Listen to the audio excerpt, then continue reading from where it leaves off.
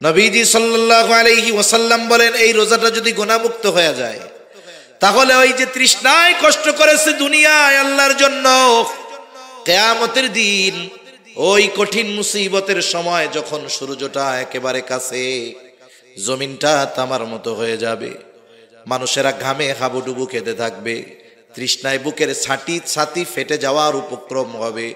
ওই কঠিন তৃষ্ণার দিনে দুনিয়ায় যারা আল্লাহর জন্য তৃষ্ণার্ত থেকেছে তাদের পানি পান করাবে কে? শাহরু রমাদানাল্লাযী উনজিলা ফীহিল কুরআনু হুদাল লিন-নাসি ওয়া বায়্যিনাতিম মিনাল হুদা ওয়াল ফুরকান ফামান শাহিদা মিনকুমুশ শাহরা ফালইয়াসুম।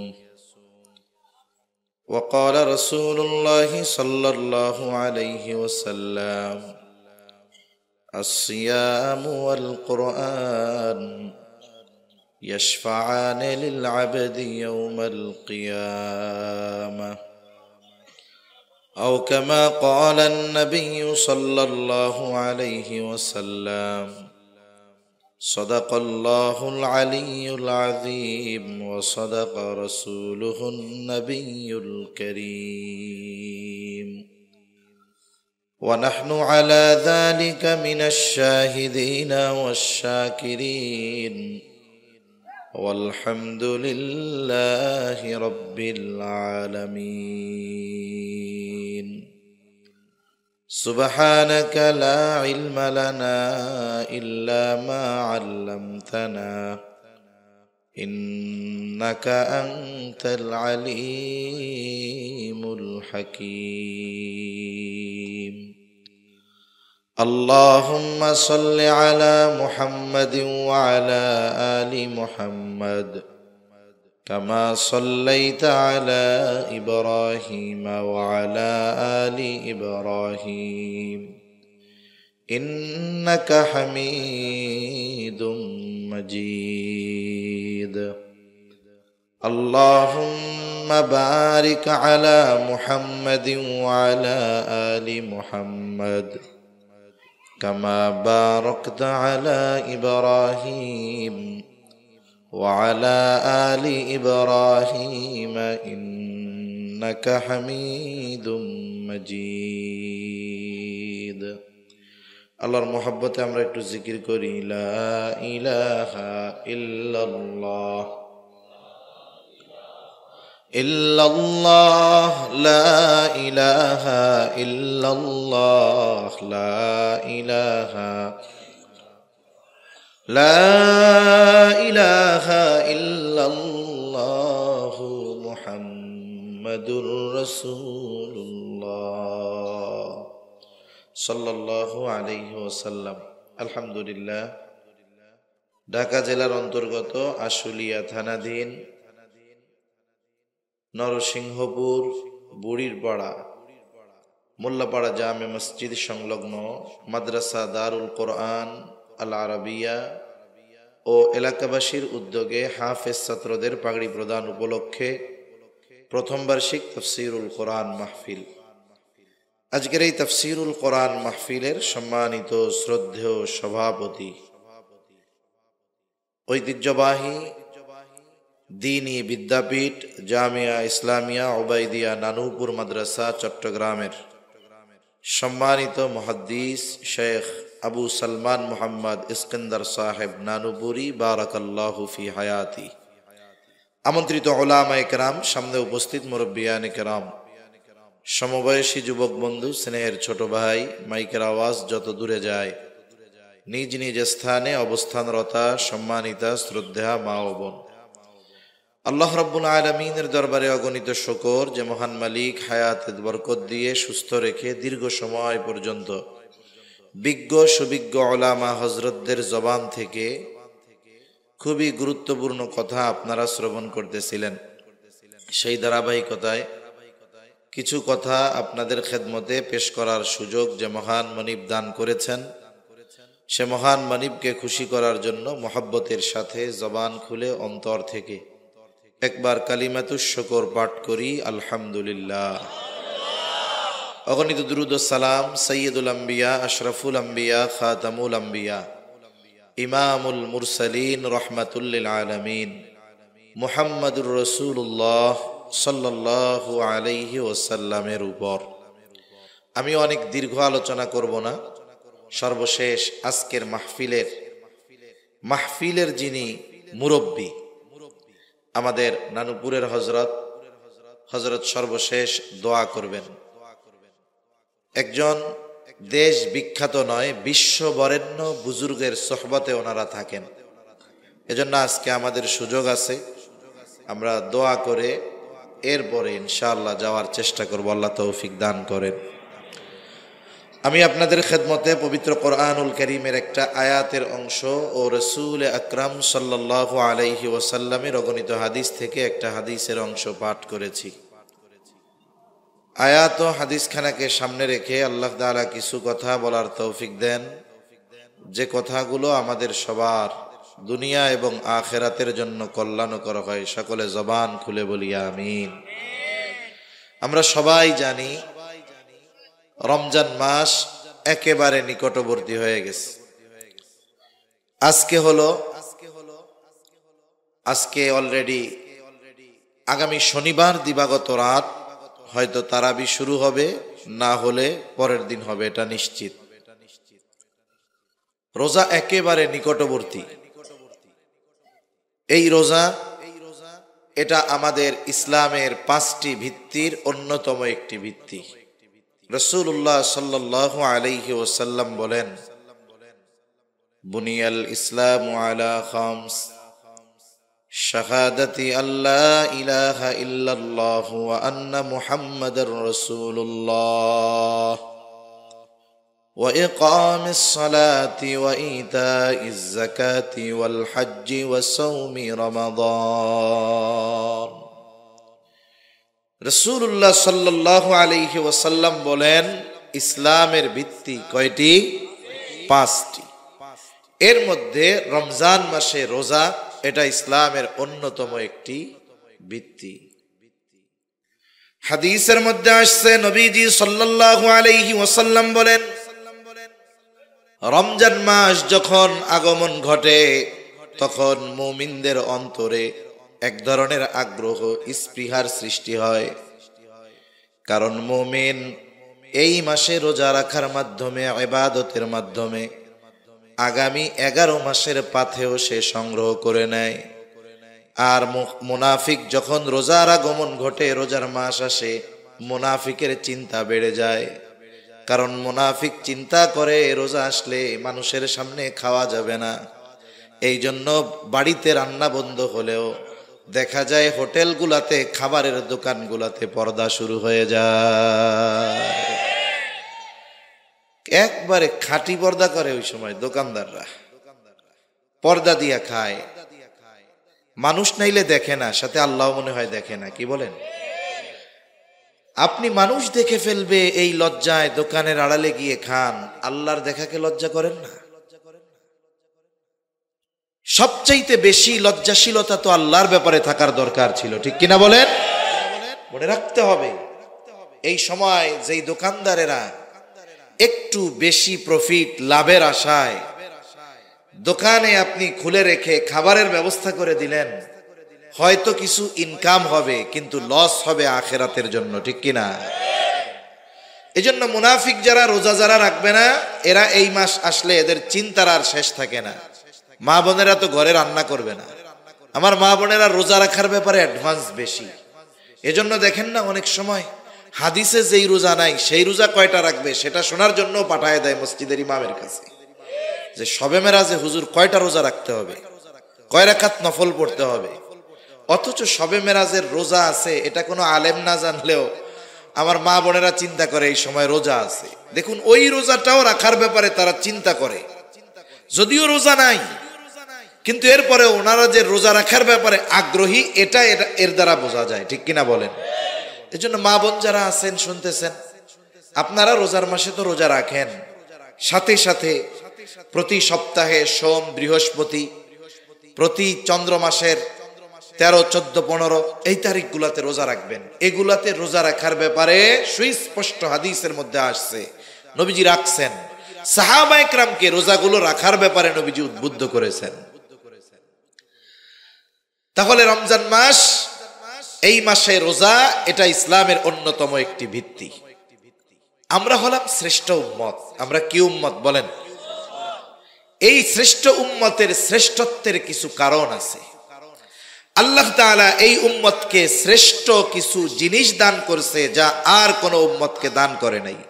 বলবো, 1 নাম্বার আমরা পেয়েছি সাইয়্যিদুল আম্বিয়া, সব নবীদের সরদার শ্রেষ্ঠ নবী আমরা পেয়েছি। 2 নাম্বার সাইয়্যিদুল কুতুব, আমরা পেয়েছি সব কিতাবের মধ্যে শ্রেষ্ঠ কিতাব।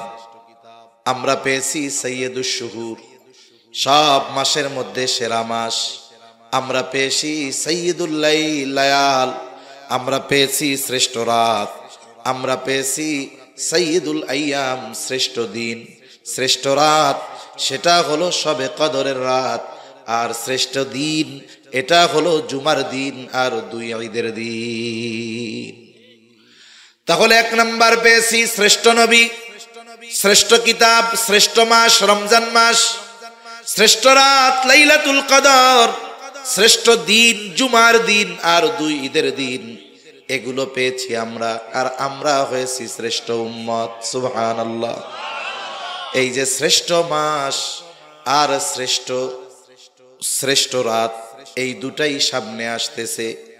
আবার এই রাতটা শ্রেষ্ঠ হওয়ার কারণ, এই মাসটা শ্রেষ্ঠ হওয়ার কারণ যেটা, সেটা হলো কোরআনুল কারীম। আর কোরআনের কারণে সবকিছু শ্রেষ্ঠ হয়ে গেছে। এজন্য এই রমজান মাস সামনে আসতেছে, এটা বছরের শ্রেষ্ঠ মাস। কোরআনুল কারীমের মধ্যে আল্লাহ তাআলা জানায় দেন, আসমান জমিন সৃষ্টি থেকে নিয়ে এই মাস হলো 12টা। কয়টা? জোরে বলেন। আল্লাহ তাআলা বলেন, ইন্না ইদ্দাতাশ শুহুরি ইনদাল্লাহি 12 শাহরান ফি কিতাবিল্লাহি ইয়াওমা খালাকাস সামাওয়াতি ওয়াল আরদা মিনহা আরবাআতুন হুরুম।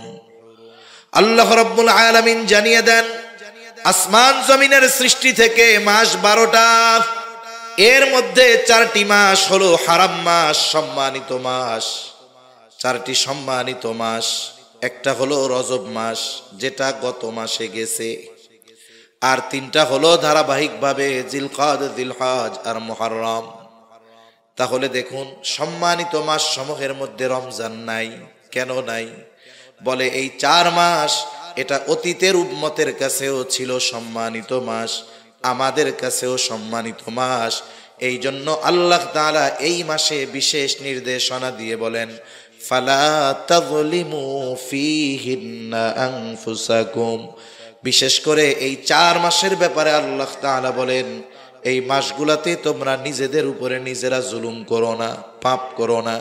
এই 4 মাস এখনো সম্মানিত, তবে আমাদেরকে আল্লাহ তাআলা স্পেশাল ভাবে দিয়েছেন রমজান মাস। এটা হলো শুধু সম্মানিত মাস এমন নয়, এটা হলো বছরের সর্বশ্রেষ্ঠ মাস। সর্বশ্রেষ্ঠ মাসে আল্লাহ তাআলা সর্বশ্রেষ্ঠ কিতাব নাজিল করেছেন। সর্বশ্রেষ্ঠ মাসে ইসলামের অন্যতম ফরজ বিধান আল্লাহ তাআলা রোজাকে ফরজ করেছেন।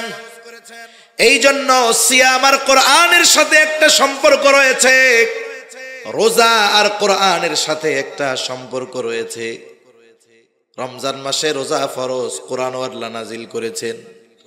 এজন্য আল্লাহ তাআলা কোরআনুল কারীমের মধ্যে বলেন, শাহরু রমাদানাল্লাযী উনজিলা ফীহিল কুরআন হুদাল লিন-নাসি ওয়া বায়িনাতিম মিনাল হুদা ওয়াল ফুরকান ফামান শাহিদা মিনকুমুশ শাহরা ফালইয়াসুম।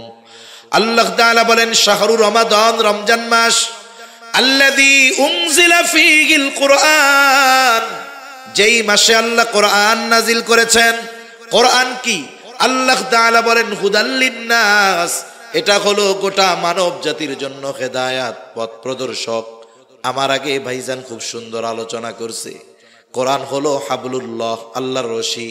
বাস্তবেই হলো কোরআন সুন্নাহ যদি আঁকড়ে ধরা যায়, তাকে ওই রশি জান্নাত পর্যন্ত পৌঁছায় নিবে। ভাইজান আয়াতে বলেছিলেন ওয়াতাসিমু বিহাবলিল্লাহি জামিআন ওয়া লা তাফাররাকু, যে তোমরা আল্লাহর রুজ্জু, আল্লাহর রশিকে শক্ত করে ধরো।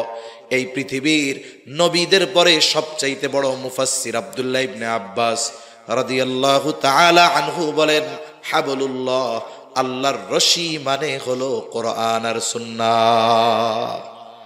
আল্লাহর রশি কোরআন সুন্নাহ। কেন বলে কোরআন সাথে সাথে সুন্নাহ হাদিস? কেন বলে হাদিস তো কোরআনেরই ব্যাখ্যা। সুবহানাল্লাহ বলে। এজন্য এই মাসে আল্লাহ রাব্বুল আলামিন কোরআন নাজিল করেছেন, সাথে সাথে জানায়া দিলেন এটা হুদাল লিন্নাস, গোটা মানব জাতির জন্য হেদায়াত, পথ প্রদর্শক। আবার আল্লাহ তাআলা কোরআনের ব্যাপারে সূরা বাকারার একবারে শুরুতেই বলেন আলিফ লাম মিম যালিকাল কিতাবু লা রাইবা ফীহি হুদাল লিল মুত্তাকিন। আল্লাহ তাআলা বলেন কোরআন হলো হুদাল লিল মুত্তাকিন। আবার আল্লাহ এই জায়গায় বলতেছেন হুদাল লিন নাস, হুদাল লিল মুত্তাকিন, মুত্তাকিনদের জন্য হেদায়াত। যারা ঈমান আনে এরাও মুত্তাকি। বলে মুত্তাকির আপার ক্লাসে নয়, একেবারে প্রথম শ্রেণীতে যারা ঈমান আনে এরাও মুত্তাকি বলে অভিহিত করা হয়। কারণ ঈমান আনার কারণে একজন মানুষ অনন্তকাল জাহান্নামের শাস্তি থেকে বেঁচে যায়। এখন এই কোরআন যদি মানে ঈমানদার, তাইলে কি হবে? বলে তার আর শাস্তি হবে না, জাহান্নামে যাওয়া লাগবে না। কোরআন অনুসরণ করলে সে আশা করা যায় বিনা হিসাবে জান্নাতে চলে যাবে। এই জন্য ঈমানদার যদি কোরআন অনুযায়ী নিজের জীবন পরিচালিত করে, ঈমানদারের ঠিকানা হবে বিনা হিসাবে জান্নাত। ঠিক কিনা বলেন? আবার দেখুন আল্লাহ যখন বললেন হুদাল লিন্নাস, এটা গোটা মানব জাতির জন্য হেদায়াত। বলে গোটা মানব জাতির মধ্যে ঈমানদারও আছে, বেঈমানও আছে না নাই? বেঈমানও আছে। এজন্য কোন বেঈমানও যদি এই কোরআন একটু বুঝে শুনে পড়ে, আশা করা যায় আল্লাহ তাআলা এই কোরআনের মাধ্যমে তাকে সত্য মিথ্যার পার্থক্য করার যোগ্যতা দিবেন। এজন্যই হুদাল লিন্নাস বলার পর আল্লাহ তাআলা বলতেছেন ওয়া বাইয়িনাতিম মিনাল হুদা ওয়াল ফুরকান। মানুষের জন্য কেন হেদায়েত? আরে বলে অমুসলিমের জন্য কোরআন হেদায়েত কেন? অমুসলিম যদি বুঝে শুনে এই কোরআন পড়ে, আশা করা যায় সে সত্য মিথ্যার মধ্যে পার্থক্য করতে পারবে। আর যে ব্যক্তির কাছে সত্য মিথ্যা সুস্পষ্ট হয়ে যায়, আশা করা যায় সে যদি বুদ্ধিমান হয়, সে মিথ্যাকে বাদ দিয়ে সত্যকেই গ্রহণ করবে। ঠিক কিনা বলেন? এজন্য এই পৃথিবীতে অনেক অমুসলিম আছে যে তারা শুধু এই কোরআন রিসার্চ করে গবেষণা করে ইমানদার হয়ে গেছে। অনেক আছে। সম্প্রতি সময়ের আমি দুই একজনের কথা বেশি বলি। একজন ডক্টর মরিস বুকাইলি, উনি বড় একজন ডাক্তার। ফেরাউনের যেই দেহ আল্লাহ তাআলা হেফাজত করেছেন হাজার হাজার বছর, মিশরের জাতীয় জাদুঘরে আছে। ওই মিশরের জাতীয় জাদুঘরে ফেরাউনের মমি নিয়ে গবেষণা করা হবে। একদল গবেষক গেছে। ওই ব্যক্তি হলো জার্মানির এক বড় ডাক্তার। উনি গেছেন গবেষণা করার জন্য। একটা সময় ওনাকে মুসলমানেরা জানালো এই ফেরাউনের কথা কোরআনে আছে। উনি শিক্ষিত মানুষ, বিজ্ঞ মানুষ। ওনাকে বলার পরে উনি চিন্তা করলেন, আমাকে যদি ফেরাউনের সম্পর্কে বিস্তারিত জানতে হয় তাহলে কোরআন থেকে আমাকে তথ্য নেওয়া লাগবে। আবার দেখুন, একজন ব্যক্তি শুধুমাত্র কোরআনের অনুবাদ পড়লে কোরআনের গভীরতা উপলব্ধি সে করতে পারে না। কোরআন নাজিল হয়েছে আরবি ভাষায়। কেউ যদি কোরআনের গভীরে পৌঁছাতে চায়, কোরআনের গভীরে যদি পৌঁছাতে চায় তাহলে তাকে আরবি ভাষায় দক্ষ হতে হবে। কারণ আমি আপনি শুধুমাত্র বাংলা অনুবাদের মাধ্যমে কোরআনের গভীরতা উপলব্ধি করতে পারবো না। বরং যেই ভাষায় নাজিল হয়েছে ওই ভাষা জ্ঞান যদি আমার আপনার না থাকে, তাহলে কোরআন বাংলা অনুবাদ করা যাবে, অর্থ জানা যাবে, কিন্তু কোরআনের গভীরতায় পৌঁছানো সম্ভব হবে না। এজন্য আমাদের দেশে কিছু ভাই আছে, দেখবেন সূরা ফাতিহা শুদ্ধ করে পড়তে পারে না, মাশাআল্লাহ উনি বড় শায়েখ। কেমনে হইছে? বলে বাংলা অনুবাদ পড়ে তো উনি রেফারেন্স দেয়, বুখারী শরীফের এত নম্বর হাদিসে আছে, এটাতে আছে। ওনার যদি কওয়া হয় ওই জায়গা থেকে এক লাইন আরবিতে দেখা ক, ও বলবে যে একটু আমার 1 নম্বরের ছুটি দেন, আমি একটু আইতাছি। এটা বইলা ভাগবো আর আইবো না। এখন উনি অনুবাদ পড়তেছেন শুধু, কিন্তু ওই ভাষার গভীরতা উপলব্ধি করার মতো যোগ্যতা ওনার হয় নাই। এজন্য পড়া যায় ই দিয়ে, দেখে দেখে অনুবাদ দেখে দেখে পড়া যায়, কিন্তু এটা বুঝতে হলে, অনুধাবন করতে হলে, হৃদয়ঙ্গম করতে হলে যারা কোরআন হাদিস বুঝে তাদের কাছে যেতে হয়, ঠিক কিনা বলেন? নাইলে তো মনে করেন কত ডাক্তার পাওয়া যায় তো ঘরে ঘরে। 4 বছর MBBS কোর্স করার দরকার কি? MBBS কোর্স করবে 4 বছরে, তারে ধরেন 16টা বই পড়াবে। উনি একেবারে বিদেশ থেকে 50টা বই আইনা 4 বছর পড়ার পরে আপনাদের এই বাজারে যদি দোকান দিয়ে বসে যে MBBS যারা হয় বাংলাদেশে, বেটা ওরা পড়ছে 16টা বই, আমি পড়ছি 20টা বই, আমি ওদের চাইতে বড় ডাক্তার, আপনারা কি তাকে বড় ডাক্তার মানবেন না পিটানি দিবেন? কেন?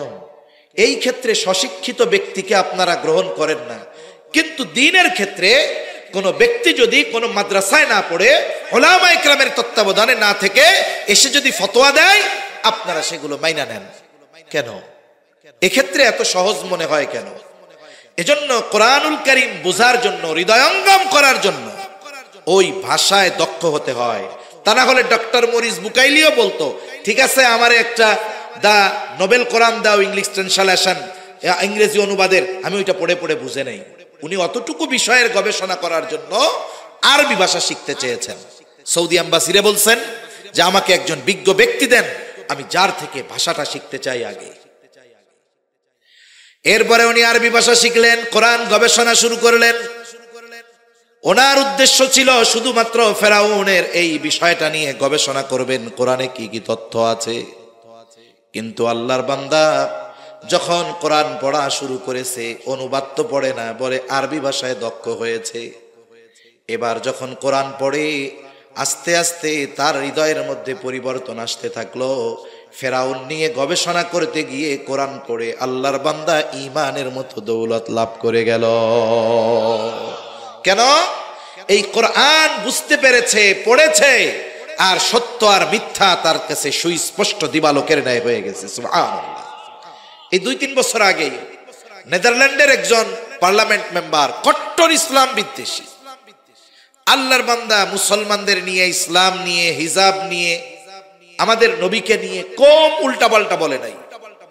উনি চিন্তা করলেন আরো বেশি উল্টাপাল্টা যদি বলতে হয় তাইলে আমাকে মুসলমানদের ব্যাপারে আরো জানতে হবে। এজন্য এই পৃথিবীতে ইসলাম বিদ্বেষীদের অনেক মাদ্রাসা আছে, অনেক মাদ্রাসায় ইসলাম বিদ্বেষীরা খরচ করে তাদের পড়ায়। কেন পড়ায়? আলেম বানানোর জন্য? না না, ইসলামের গভীর জ্ঞানগুলো জেনে এগুলো মানুষের মধ্যে কেমনে সংশয় সৃষ্টি করা যায়, কোন জায়গা মানুষের সামনে বললে মানুষ ধোঁকায় পড়ে যাবে, এই বিষয়গুলো। কিছু বিষয় আছে হৃদয়ঙ্গম করার ক্ষমতা মানুষের নাই। আমার আগে ভাই বলছে যে কিছু বিষয় আছে, ইসলাম, কোরআন, আল্লাহর সব বিধিনিষেধ যৌক্তিক, কিন্তু সব কিছু বোঝার যোগ্যতা তো আল্লাহ আমাদের দেয় নাই, ঠিক না? আমি বুঝি আর না বুঝি, আমি বুঝি না বিধায় ওটা যে অযৌক্তিক এটা কখনো হতে পারে না। আমরা মানুষ, আমাদের জ্ঞান বড় সীমিত, আমাদের ইলম অনেক কম। এজন্য আমরা না বুঝলেই যে ওইটা ঠিক না, এটা কিন্তু কোনো বিষয় নয়। কেউ যদি ওই বিষয়ের উপরে ইস্তেকামাত থাকে যে আমি না বুঝলেই ওইটা বেঠিক, তাহলে তার দ্বীনের উপরে চলা অনেক কঠিন হয়ে যাবে, ঠিক কিনা বলেন? তা ওই ব্যক্তিও চিন্তা করলেন যে আমি কোরআন শিখতে হবে। উনিও আরবি ভাষা শিখছে, কোরআন নিয়ে গবেষণা করছে।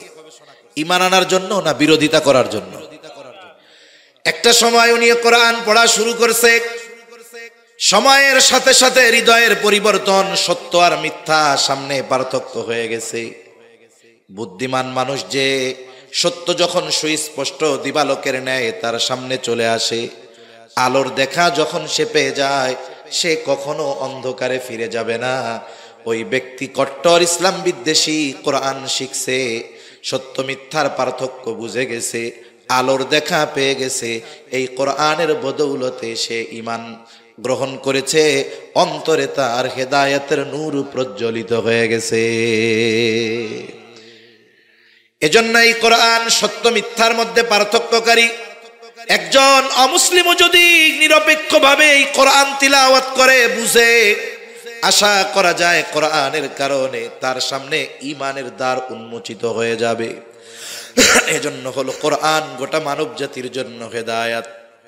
এরপরে আল্লাহ তাআলা বলেন, এই মাস শুধু কোরআন নাজিল করেছি এমন নয়, ফামান শাহিদা মিনকুমুশ শাহরা ফালইয়াসুম। আল্লাহ তাআলা বলেন, এই মাস যে পাবে, সে যদি প্রাপ্তবয়স্ক হয়, বালেগ হয়, মুকিম হয়, অক্ষম যদি না হয়, অসুস্থ যদি না হয়, অবশ্যই সে যেন এই মাসে রোজা রাখে। তাহলে রমজান মাস, এই মাসে রোজা ফরজ। কি ফরজ? জোরে বলেন, রোজা ফরজ। এখন এই রমজান আমরা অতিবাহিত করব কেমনে? এক নাম্বার, রোজা রাখার মাধ্যমে। রোজা রাখলে লাভ কি? আমি দুইটা কথা বলে শেষ করে দিব, বেশি লম্বা করব না, একেবারে সংক্ষিপ্ত। এক নাম্বার, রোজা রাখতে হবে। কি রাখতে হবে? জোরে বলেন, রোজা রাখতে হবে। এখন যদি কেউ মনে করে যে আমি সকাল সুবহে সাদিক থেকে নিয়ে একেবারে সূর্যাস্ত পর্যন্ত না খেয়ে থাকলাম, আমি বড় রোজাদার, এটা হলেই হবে না। রাসূলুল্লাহ সাল্লাল্লাহু আলাইহি ওয়াসাল্লাম বলেন, কিছু মানুষের রোজা হলো না খেয়ে থাকার নামান্তর। তার মানে সে শুধু না খেয়েই থাকে, কিন্তু অন্যান্য কোনো পরিবর্তন তার মধ্যে পাওয়া যায় না। আগেও গুনাহ করতো, চোখের গুনাহ, জবানের গুনাহ, হাতের গুনাহ, পায়ের গুনাহ, এখনো সব চলে, এখনো গুনাহ সব চলে, গানও চলে, নাটকও চলে, সিনেমাও চলে, শুধু না খাইয়া থাকে। তাহলে তার রোজা এটা হবে 33 পেয়ে পাশ করার মতো। তার মানে শুধুমাত্র ফরজটা আদায় হবে। বলেন তো, কেউ যদি সব সাবজেক্টে 33 পাইয়া পাশ করে, ও কোনো ইউনিভার্সিটিতে ভর্তি পরীক্ষা দিতে পারবে নাকি? ফর্মই তো তুলতে পারবে না। ও যখন দিবে যে আমি 33 পাইয়া পাশ, বলবে তোর ভাগ বেড়া, এটি এই জায়গায় চলে।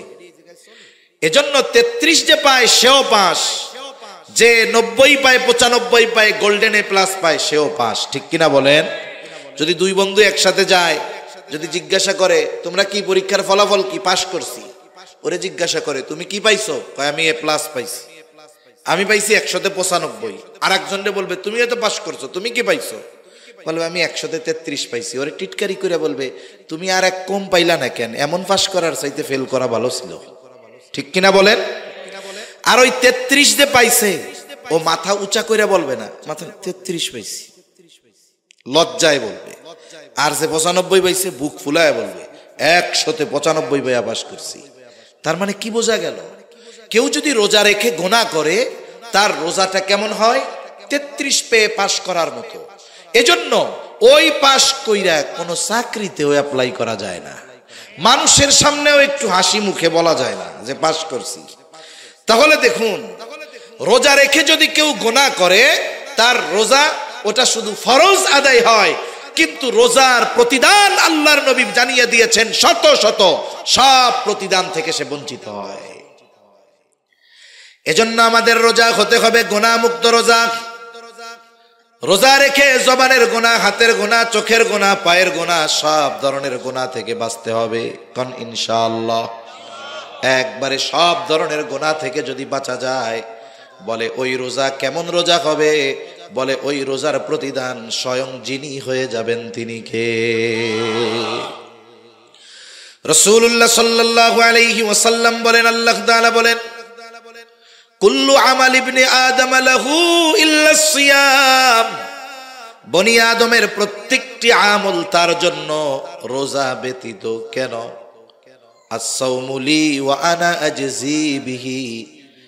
নবীজি বলেন, আল্লাহ তাআলা বলেছেন রোজা বান্দা আমার জন্য রাখে, আর এই রোজার প্রতিদান স্বয়ং আমি আল্লাহ নিজে দিব। রোজার প্রতিদান আল্লাহ তাআলা দিবে। রোজাদার আল্লাহ তাআলার কাছে কত প্রিয়, কত ভালোবাসার। রোজাদারকে আল্লাহ তাআলা কত ভালোবাসে। নবীজি সাল্লাল্লাহু আলাইহি ওয়াসাল্লাম জানিয়ে দেন, লাখুলুফু ফামিস সাইমি আতয়াবু ইনদাল্লাহি তাআলা মির রিহিল মিস্ক। রোজাদার রোজা রাখার কারণে তার গালের মধ্যে যে গন্ধ হয়, স্বাভাবিকভাবে একটা ঘর, ওই ঘরে যদি মানুষ বসবাস না করে, আপনি যতই পরিষ্কার পরিচ্ছন্ন করে রেখে যান না কেন, ঘরটা যদি 2-4-10 দিন বন্ধ থাকে, এরপরে যদি মানুষজন ঢুকে, ওই ঘরের মধ্যে একটা গন্ধ পাওয়া যায় কি যায় না? ঘরটা পরিষ্কার কিন্তু মানুষ না থাকার কারণে স্বাভাবিক একটা গন্ধ হয়, আলো বাতাস না যাওয়ার কারণে।